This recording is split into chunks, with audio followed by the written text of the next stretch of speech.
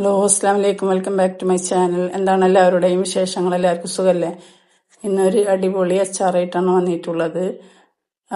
അപ്പോൾ അതിനായിട്ട് മാങ്ങഞ്ചും നേന്ത്രപ്പഴം ഒരെണ്ണം എടുത്തിട്ടുണ്ട്. പിന്നെ ഈത്തപ്പഴമാണ്.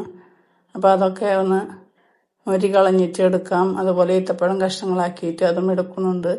നേന്ത്രപ്പഴം കഷ്ണങ്ങളാക്കിയിട്ട് അതൊക്കെ ആക്കി വെക്കാം. അപ്പോഴേക്കും ഉലുവയും കടുകും പെരിഞ്ചീരകം കൂടെ ഒന്ന് വറുത്തെടുക്കാം.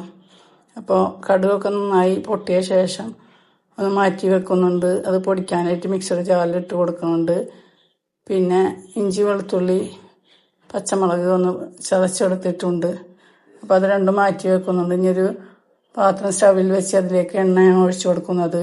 ചൂടായ ശേഷം കടുകിട്ട് കൊടുക്കുന്നുണ്ട്. കടുക് പൊട്ടിയ ശേഷം ഇഞ്ചി, വെളുത്തുള്ളി, പച്ചമുളക് ചതച്ചതാണ് അതിട്ട് കൊടുത്ത് നന്നായിട്ടൊന്ന് മൂക്കുന്നവരൊന്ന് വഴറ്റിയെടുക്കാം. അപ്പോൾ വേപ്പിൻ്റെ ഇല ഇട്ട് കൊടുക്കുന്നുണ്ട് കുറച്ച്.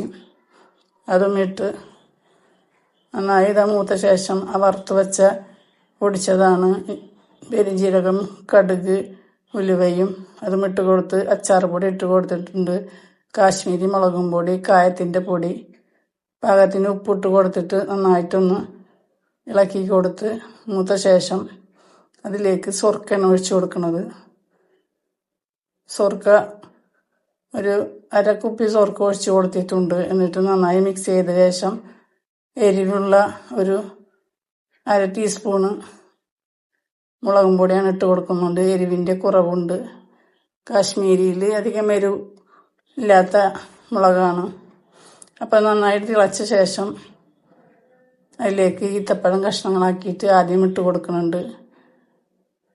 അത് നന്നായിട്ടൊന്ന് കുറുക്കമായതിന് ശേഷമാണ് മാങ്ങഞ്ചി ഇട്ട് കൊടുക്കുന്നത്. അപ്പോൾ നന്നായിട്ടൊന്ന് ഇളക്കി കൊടുക്കുന്നുണ്ട്. അപ്പോൾ അതൊക്കെ ചെറുതായിട്ട് വെന്ത് കിട്ടിയിട്ടുണ്ട്. ഇനി അതിലേക്ക് മാങ്ങഞ്ചി കഷ്ണങ്ങളാക്കിയിട്ട് അതും ഇട്ട് കൊടുക്കുന്നുണ്ട്. അതിന് ശേഷം നേന്ത്രപ്പഴം കഷ്ണങ്ങളാക്കിയത് അതും ഇട്ട് കൊടുത്തിട്ട് എല്ലാം കൂടെ നന്നായി മിക്സ് ചെയ്തിട്ട് ഒന്ന് വേവിച്ചെടുക്കാം. അപ്പോൾ അതിൻ്റെ കറിയൊക്കെ ഒന്ന് ചെറുതായി വറ്റിയ ശേഷമാണ് ഇനി അത് മാറ്റി വെക്കുന്നത്. അപ്പോൾ അതുപോലെ കട്ടിയായിട്ട് കിട്ടിയിട്ടുണ്ട്. ഇനി നമ്മളത് ഇറക്കി വെച്ചാലും ഒന്നും കൂടെ കട്ടിയായിട്ട് കിട്ടും. അപ്പോൾ മാങ്ങഞ്ചൊക്കെ നന്നായി വെന്ത് കിട്ടിയ ശേഷം ഒരു സ്വല്പം വെളിച്ചെണ്ണയാണ് ഒഴിച്ചു കൊടുക്കുന്നത്. പച്ച വെളിച്ചെണ്ണ അതിൻ്റെ മീതെ ഒഴിച്ച് കൊടുത്ത് ഒരു പാത്രത്തിലേക്ക് മാറ്റി കൊടുക്കുന്നുണ്ട്.